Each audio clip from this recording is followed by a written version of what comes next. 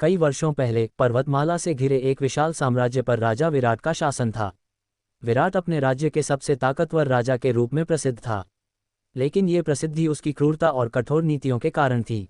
उसके शासन में कानून का मतलब केवल उसके आदेश थे। उसके निर्णय कभी न बदले जाते और जो कोई उसके खिलाफ जाता उसे मौत की सजा दी जाती।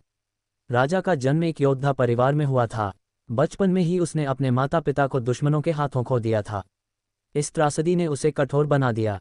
उसने ये ठान लिया कि वह कभी किसी पर भरोसा नहीं करेगा और हमेशा ताकतवर बनेगा। उसके इस संकल्प ने उसे एक निर्दयी और अहंकारी शासक बना दिया। उसका दरबार भी भय और चाटुकारिता से भरा रहता था। मंत्री और दरबारी उसकी हर बात को बिना सवाल किए मानते थे। राजा को हमेशा लगता था कि लोग केवल शक्ति से डरते हैं और वही डर उनकी वफादारी को बनाए रखता है। विराट ने अपने राज्य के चारों ओर एक विशाल किला बनवाया था जिसे अजयगढ़ कहा जाता था। इस किले के भीतर उसका जीवन सुरक्षित था, लेकिन वह प्रजा की वास्तविक स्थिति से अनजान था। प्रजा उसकी कठोरता से परेशान थी। भारी कर, मजदूरी के नाम पर अत्यधिक काम और किसी भी छोटी गलती पर सजा, ये सब उसके राज्य में आम बात थी। कई किसान अपने खेत छोड़कर भाग चुके थे और राज्य के कुछ हिस्सों में विद्रोह की चिंगारियां फूटने लगी थीं। लेकिन विराट इन सब बातों को नज़रअंदाज करता रहा। वह सोचता था कि डर और कठोरता ही शासन का सही तरीका है। विराट का सपना था कि वह अपने साम्राज्य को दुनिया का सबसे बड़ा साम्राज्य बनाए। उसने अपने पड़ोसी राज्यों पर हमले शुरू कर दिए थे। उसके सेनापति और सैनिक इतने प्रशिक्षित और शक्तिशाली थे कि कोई भी उसके सामने टिक नहीं पाता। हर युद्ध के बाद वह विजयी लौटता और अपने खजाने में नए राज्यों की दौलत जोड़ता। लेकिन इस ताकत और सफलता के बावजूद विराट के जीवन में एक खालीपन था। उसके महल में सोने और हीरे जड़े हुए थे, लेकिन वहां न खुशी थी न संगीत। राजा की कठोरता ने उसे सभी रिश्तों से दूर कर दिया था। ऐसे समय में एक दिन खबर आई कि एक छोटे से पड़ोसी राज्य की राजकुमारी अवनी ने अपने राज्य पर हमला करने वाले दुश्मनों को पराजित कर दिया। वह न केवल अपनी तलवार चलाने की कला के लिए प्रसिद्ध थी, बल्कि उसकी प्रजा उसे देवी के रूप में मानती थी। अवनी ने अपने छोटे से राज्य में समानता और शांति की स्थापना की थी। जब ये खबर राजा विराट तक पहुंची तो उसे विश्वास नहीं हुआ कि कोई महिला इतनी साहसी और सक्षम हो सकती है।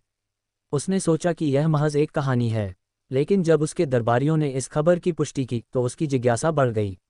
उसने अवनी के बारे में और जानने का आदेश दिया।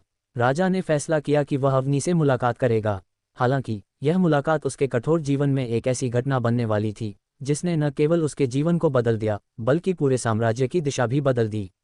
राजा विराट ने राजकुमारी अवनी के बारे में सुना तो उसकी जिज्ञासा बढ़ गई। उसने तुरंत आदेश दिया कि राजकुमारी को उसके दरबार में बुलाया जाए। विराट का इरादा दोहरा था। एक तरफ वह देखना चाहता था कि क्या अवनी सचमुच उतनी ही असाधारण है जितना कि लोग कहते हैं, और दूसरी तरफ वह उसकी ताकत और राज्य की स्थिति का आकलन करना चाहता था। जब ये संदेश अवनी के पास पहुंचा तो उसके दरबार में हलचल मच गई। कुछ लोगों ने उसे राजा विराट के दरबार में न जाने की सलाह दी, क्योंकि वह क्रूर और स्वार्थी था। लेकिन अवनी ने डर थी। उसने कहा, अगर मुझे अपने राज्य और अपनी प्रजा की भलाई के लिए उस राजा का सामना करना पड़े तो मैं पीछे नहीं हटूंगी। अवनी ने यात्रा शुरू की। वह घोड़े पर सवार होकर अपने विश्वासपात्र सैनिकों के साथ विराट के साम्राज्य की ओर रवाना हुई। रास्ते में उसने देखा कि विराट के राज्य के लोग बेहद दयनीय स्थिति में थे। फटे हुए कपड़े पहने किसान भूख और अत्याचार से झुके हुए उसके सामने मदद के लिए हाथ फैला रहे थे। उनके दर्द ने अवनी के दिल को झकझोर दिया। उसने ठान लिया कि वह विराट को इस क्रूरता का एहसास कराएगा। अवनी जब विराट के किले के मुख्य द्वार पर पहुंची तो वहां खड़े सैनिक उसके साहस से हैरान हो गए। वह राजसी परिधान में थी, लेकिन उसकी आंखों में निर्भीकता झलक रही थी। दरबार में प्रवेश करते ही उसने देखा कि यह जगह राजसी भव्यता से भरी थी। सुनहरे झूमर, चमचमाती दीवारें और चारों ओर शक्तिशाली हथियारबंद सैनिक। लेकिन इस सारी भव्यता के बावजूद वातावरण में एक सर्द और गंभीर खामोशी थी। राजा विराट अपने सिंहासन पर बैठा था। उसकी आंखें अवनी पर गड़ी थीं। वह उसकी तरफ देखता रहा, मानो उसे परखने की कोशिश कर रहा हो। अवनी ने बिना झुके और बिना किसी डर के उसके सामने खड़े होकर अपना अभिवादन किया। विराट ने कठोर आवाज में पूछा, राजकुमारी अवनी, क्या तुम जानती हो कि मेरे दरबार में आने का क्या मतलब है? क्या तुम इस बात से अवगत हो कि मेरी ताकत के आगे आज तक कोई टिक नहीं पाया? अवनी ने शांत लेकिन दृढ़ आवाज में उत्तर दिया, महाराज, आपकी ताकत और साम्राज्य की ख्याति मुझ तक पहुंच चुकी है। लेकिन ताकत का असली अर्थ केवल युद्ध और विजय में नहीं होता। सच्ची ताकत का मतलब है अपनी प्रजा की सेवा करना और उनकी भलाई सुनिश्चित करना। ये सुनकर विराट के चेहरे पर हल्की सी हैरानी आई। पहली बार किसी ने उसके सामने इतनी निर्भीकता से बात की थी। दरबार में सन्नाटा छा गया। दरबारियों को विश्वास नहीं हो रहा था कि किसी ने राजा विराट को ऐसी बात कही है। लेकिन अवनी अपनी बात पर अडिग रही। उसने कहा, मैं आपके बुलावे पर आई हूँ, लेकिन मैं आपको ये याद दिलाने आई हूँ कि जिस राजा को उसकी प्रजा प्यार न करे, उसका साम्राज्य ज़्यादा समय तक नहीं टिकता। डर से लोग झुकते हैं, लेकिन प्यार से वे खड़े होते हैं। विराट अंदर से विचलित हो चुका था। वह पहली बार ऐसी बात सुन रहा था। हालांकि उसने अपनी भावनाओं को छिपाते हुए कठोर स्वर में कहा, तुम्हारी बातें सुनी जाएंगी, लेकिन याद रखना, इस दरबार में मेरे नियम चलते हैं। अवनी ने मुस्कुराकर कहा, आपके नियम आपकी ताकत हो सकते हैं, लेकिन सच्चाई हर नियम से बड़ी होती है।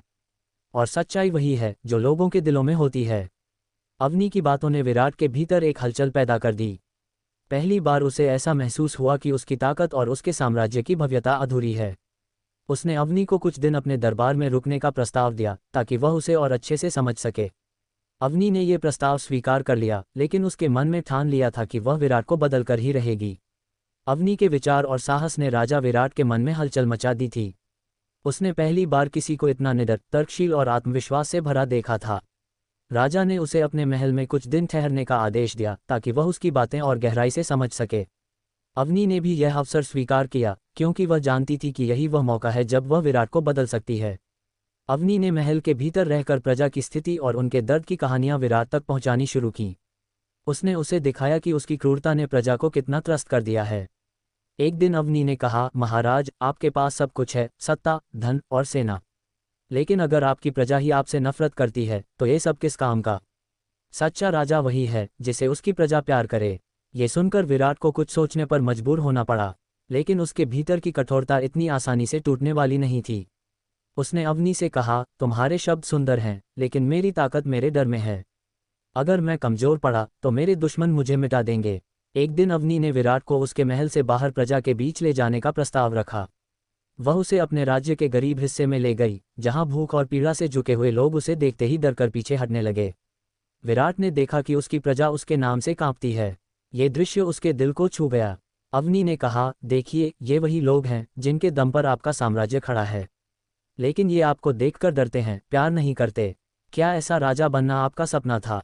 विराट इस सवाल का उत्तर नहीं दे सका, लेकिन उसकी आंखों में बदलाव के बीज नजर आने लगे। महल लौटने के बाद विराट और अवनी के बीच गहरी बातचीत होने लगी। अवनी ने उसे प्यार, दया और सच्ची शक्ति का महत्व समझाया। विराट को महसूस हुआ कि अवनी केवल एक बहादुर योद्धा नहीं, बल्कि एक अद्वितीय इंसान है। उसकी बुद्धिमानी और करुणा ने विराट के कठोर दिल को पिघलाना शुरू कर दिया। विराट ने धीरे धीरे अवनी से प्रेम करना शुरू कर दिया, लेकिन उसने अपने दिल की बात अवनी से नहीं कही। वह जानता था कि उसे इस प्रेम के योग्य बनने के लिए पहले खुद को बदलना होगा। अवनी के प्रभाव से प्रेरित होकर विराट ने अपने शासन में बदलाव करना शुरू किया। उसने अपने दरबार में न्याय और समानता की नई नीति लागू की। उसने करों को कम किया और भूखों को खाना और बेघर लोगों को आसरा देने के लिए आदेश जारी किए। ये देखकर प्रजा को पहली बार महसूस हुआ कि उनका राजा बदल रहा है। लेकिन ये बदलाव आसान नहीं था। उसके कुछ दरबारी और सेनापति इस बदलाव से नाखुश थे। उन्होंने सोचा कि राजा कमजोर हो गया है। उन्होंने इसे अपने फायदे के लिए इस्तेमाल करने की योजना बनाई। राजा के दरबार के भीतर एक विद्रोह की चिंगारी उठी। कुछ दरबारियों ने सैनिकों को भड़काकर विराट के खिलाफ षड्यंत्र रचने की कोशिश की। उन्होंने कहा, राजा अब कमजोर हो गया है। एक महिला की बातों में आकर उसने अपनी शक्ति खो दी है। ये समय है कि हम उसे हटा दें। लेकिन विराट को जब इस षड्यंत्र का पता चला, तो उसने बिना किसी क्रोध के बुद्धिमानी से इसका सामना किया। उसने विद्रोहियों को यह दिखाया कि बदलाव कमजोरी नहीं, बल्कि सच्ची ताकत है। अवनी ने भी इस कठिन समय में विराट का साथ दिया और उसे सही मार्गदर्शन दिया। इन घटनाओं के बाद विराट ने आखिरकार अवनी के सामने अपने दिल की बात रखी। उसने कहा, अवनी, तुमने मुझे दिखाया कि सच्ची ताकत क्या होती है। तुमने मेरे जीवन को बदल दिया। मैं तुम्हारे बिना अधूरा हूँ। क्या तुम मेरे साथ इस साम्राज्य को बेहतर बनाने में मेरा साथ दोगी? अवनी ने मुस्कुराकर कहा, अगर आप हमेशा सत्य और न्याय के रास्ते पर चलने का वचन देते हैं, तो मैं आपके साथ हूँ। राजा विराट और रानी अवनी ने साथ मिलकर एक नया युग शुरू किया। अब वह साम्राज्य प्रेम, शांति और समानता का प्रतीक बन गया। प्रजा ने अपने राजा को प्यार करना शुरू कर दिया और राजा ने सीखा कि सच्ची ताकत प्रजा की भलाई में है। अवनी और विराट का प्रेम केवल उनका निजी संबंध नहीं था, बल्कि पूरे साम्राज्य के लिए प्रेरणा बन गया। उनका मिलन ये साबित करता था कि करुणा और प्यार किसी भी क्रूरता को बदलने की ताकत रखते हैं। सीख: बदलाव किसी भी कठोर हृदय में संभव है, अगर उसे सच्चे प्रेम और करुणा का स्पर्श मिले। शक्ति केवल डर से नहीं, बल्कि विश्वास और सेवा से कायम होती है। तो दोस्तों, ऐसे ही मज़ेदार कहानी को देखने के लिए कृपया हमारे इस वीडियो को लाइक एवं AVR स्टोरीज 108 को सब्सक्राइब करें ताकि हमारा अगला वीडियो सबसे पहले आप तक पहुंचे। धन्यवाद।